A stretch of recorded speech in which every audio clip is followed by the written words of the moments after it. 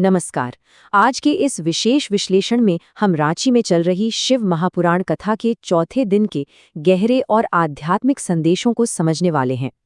पंडित प्रदीप जी मिश्रा का ये प्रवचन कोई आम धार्मिक आयोजन नहीं है, बल्कि ये मानव मनोविज्ञान, हमारी गहरी आस्था और समाज सेवा से जुड़ा एक ऐसा अनुभव है जिसे समझना बेहद दिलचस्प है। तो आइए देखते हैं कि आज हम किन मुख्य विषयों पर चर्चा करेंगे।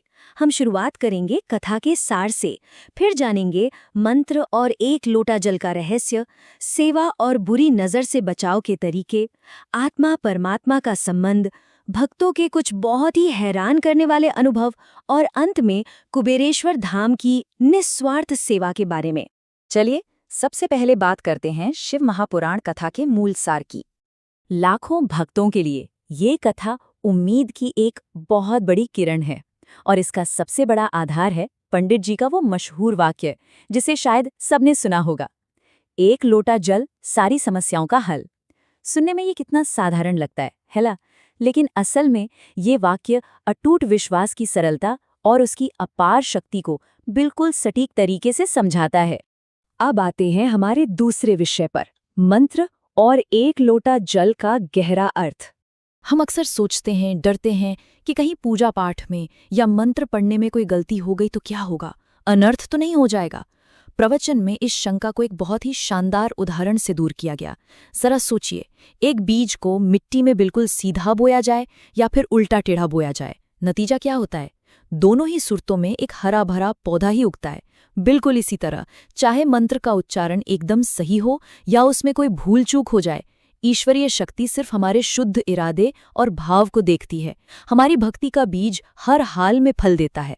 आगे बढ़ते हैं तीसरे अहम विषय की तरफ, सेवा और बुरी नज़र से बचाव। देखिए, सिर्फ कर्मकांड ही सब कुछ नहीं है। असल जिंदगी में हम सभी जलन, ईर्ष्या और नकारात्मकता का सामना करते हैं। कथा में एक ऐसे ही व्यापारी का जिक्र आया जो इन सब से बहुत परेशान था। उसे बचाव के दो एकदम अचूक तरीके बताए गए। पहला, अपनी माँ और घर के बुजुर्गों की सेवा करना, और दूसरा, महादेव की सेवा।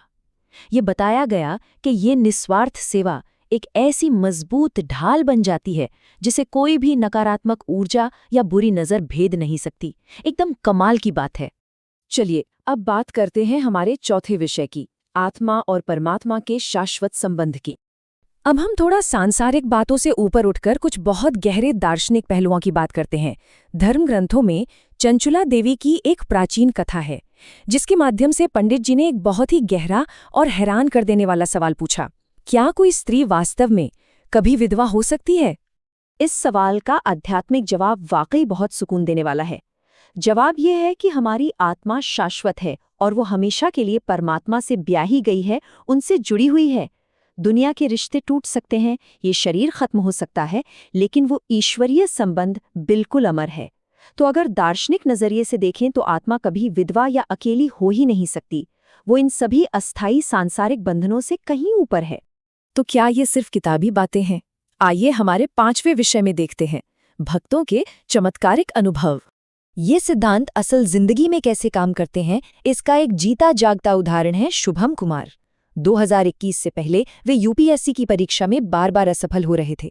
फिर उनकी मां ने उन्हें एक सलाह दी, कड़ी मेहनत के साथ साथ शिवजी को जल और बेलपत्र चढ़ाने की। और फिर देखिए बदलाव। 2021 में उन्होंने रेलवे की परीक्षा पास की, फिर आईआरएस बने और 2025 आते आते 142वीं रैंक हासिल करके एक आईएएस अधिकारी बन गए। ये दिखाता है कि जब अटूट भक्ति के साथ निरंतर मेहनत जुड़ती है तो क्या कुछ हासिल नहीं किया जा सकता। अब जरा इस नंबर पर गौर कीजिए, 75। ये सिर्फ कोई आम संख्या नहीं है, ये भानु देवी की उम्र है और इनकी कहानी तो सच में रोंगटे खड़े कर देने वाली है। हुआ कुछ यूं कि जनवरी 2023 में भानु देवी को स्टेज 4 यूट्रस कैंसर डायग्नोस हुआ। डॉक्टरों ने साफ कह दिया था कि उनके पास जीने के लिए सिर्फ 1 महीने का समय है। लेकिन 2026 तक आते आते चमत्कार हो गया। वे पूरी तरह से कैंसर मुक्त हो गईं और आज एक बिल्कुल स्वस्थ जीवन जी रही हैं। डॉक्टरों के इलाज के साथ साथ भानु देवी जी ने अपनी इस रिकवरी का पूरा श्रेय रुद्राक्ष का जल पीने और महादेव पर अपने अटूट विश्वास को दिया। इसे देखकर तो खुद डॉक्टर भी हैरान रह गए। और ऐसे अनुभव किसी एक इंसान तक सीमित नहीं है। हरनी महतो, दिव्या देवी और आशा साहू जैसी कई महिलाओं ने तो 10 से 14 साल तक संतानहीनता का दर्द झेला। लेकिन पशुपति व्रत और इस कथा से जुड़ने के बाद उन्हें चमत्कारिक रूप से संतान की प्राप्ति हुई। ये सभी कहानियां इस बात का पक्का सबूत है कि सच्चा विश्वास जिंदगी की सबसे बड़ी मानसिक और शारीरिक चुनौतियों से लड़ने की ताकत दे सकता है। अब हम अपने छठे और अंतिम विषय की ओर बढ़ते हैं, कुबेरेश्वर धाम में की जा रही विशाल सेवा। देखिए, जब व्यक्तिगत आस्था बहुत सारे लोगों की सामूहिकता में बदलती है तो एक विशाल ऊर्जा पैदा होती है। विठलेश सेवा समिति इस ऊर्जा का इस्तेमाल समाज की भलाई के लिए कर रही है। कैसे? वहां रोजाना एक विशाल भंडारा चलता है जो हजारों लोगों को मुफ्त भोजन करवाता है।